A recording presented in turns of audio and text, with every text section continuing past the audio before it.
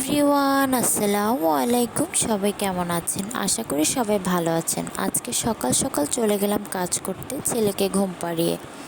এই ফার্স্টে থালাবাটি ধুয়ে নিলাম, তারপরে চাল ধুয়ে নিলাম, ভাত চড়াবো। ভাত চড়ানোর পরে মনে পড়লো যে কি আমার ছেলের জন্য কোয়েল পাখির ডিম সিদ্ধ দিতে হবে। কে কে কোয়েল পাখির ডিম খাওয়ান বাচ্চাদেরকে জানাবেন। আসলে 3টা কোয়েল পাখির ডিমে একটা ডিমের পুষ্টি, কিন্তু আজকে আমি 3টা দিতে পারিনি, 2টা দিয়েছি। কারণ হচ্ছে আমার ডিম ছিল না, শেষ হয়ে গেছে, তাই জন্য 2টা দিয়েছি। সবাই জানাবেন কোয়েল পাখির ডিমের কিন্তু অনেক পুষ্টিগুণ আছে।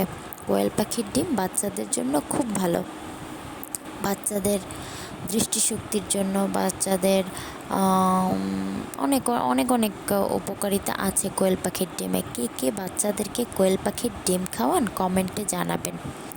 তারপরে এই যে মাছ ভাজি করতেছিলাম, এগুলো আমাদের মোংলাতে বলে ফাইলসা মাছ। আপনারা কি মাছ বলেন জানি না, সবাই কমেন্টে জানাবেন এই মাছটাকে আপনারা কি মাছ বলেন।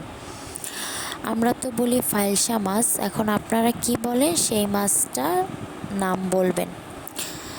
তারপরে মাছটা ভাজা চড়াই দিলাম। এর মধ্যে মাছ ভাজা হতে হতে ভাগ্যেশ মাছটা যখন ভাজা শেষ, তখন আমার ছেলের ঘুমটা ভেঙে গেল।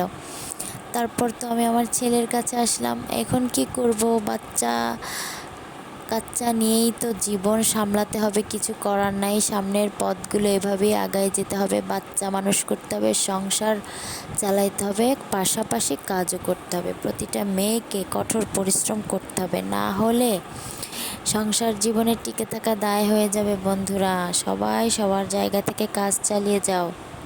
এরপর ধুম করে বৃষ্টি শুরু হয়ে গেল। বৃষ্টির পর তো বৃষ্টি দেখতেছিলাম। আল্লাহ হাফেজ।